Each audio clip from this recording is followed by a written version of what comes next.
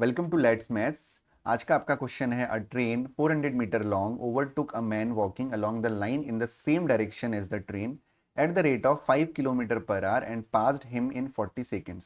The train reached the station in 20 minutes after passing the man. In what time did the man reach the station?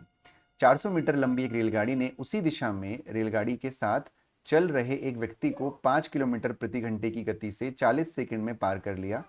रेलगाड़ी उस व्यक्ति को पार करने के 20 minute बाद स्टेशन पर पहुंची। वह व्यक्ति स्टेशन पर कितने समय में पहुंचा?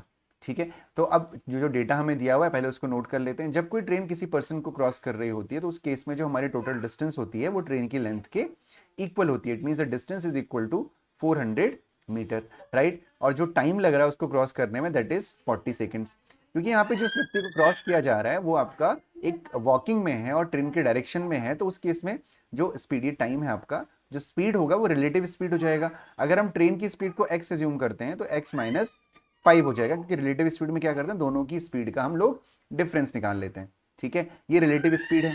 ठीक है, तो अगर आप ध्यान से देखेंगे तो आप यहाँ पे आपके पास डिस्टेंस है, टाइम है और रिलेटिव स्पीड है, राइट।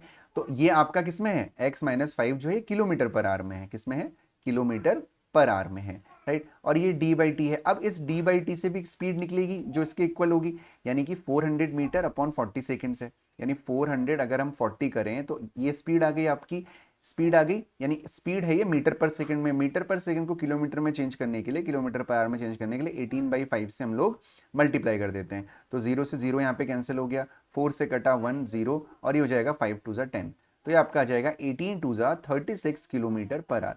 मैं दोबारा इसको रिपीट कर दे रहा हूँ। हमने डिस्टेंस और टाइम से निकाला s equals to D upon T, और जो स्पीड आ गई रिलेटिव स्पीड वो इतनी आ गई, और रिलेटिव स्पीड हमको ये भी दी हुई है। इसका मतलब ये दोनों वैल्यू इक्वल हो जाएगी, यानी x minus 5 is equal to हो जाएगा आपका 36।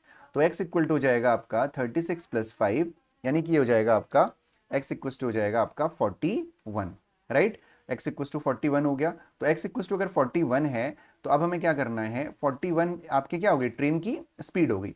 अब क्वेश्चन क्या कह रहा है, क्वेश्चन आपसे ये कह रहा है कि the train reach the station in 20 minutes after passing the man. तो उस व्यक्ति को पार करने के बाद ट्रेन को 20 मिनट लगे स्टेशन तक पहुंचने में, तो उस व्यक्ति को कितना लगेगा।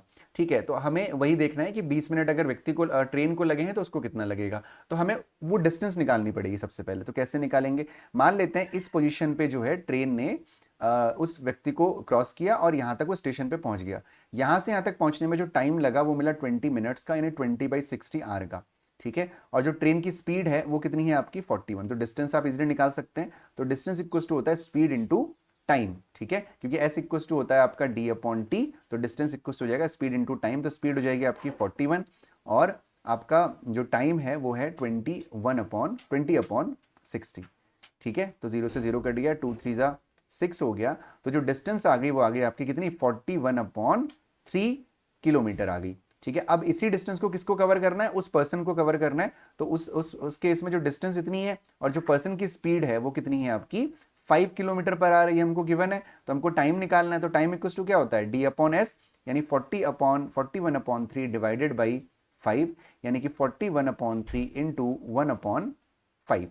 ओके, नाउ अब इसको हमें सॉल्व करना है। तो ये हो जाएगा आपका 41/5 3 15।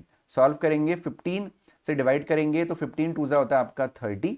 ठीक है, और फिर 30 और फिर 41 है तो ये हो जाएगा 11। तो 11/15।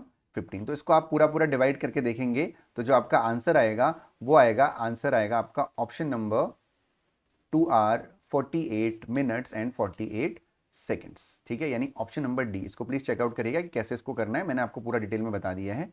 ठीक, डिवाइड करेंगे तो आंसर आएगा 2 आवर 48 मिनट्स और 48 सेकेंड्स। अगर ये कैलकुलेट आप नहीं कर पा रहे हैं क्योंकि मेरे पास स्पेस कम है, तो अगर आप ये कैलकुलेट नहीं कर पा रहे हैं तो please let me know in the comment section, एक और वीडियो हम इस पर बना देंगे।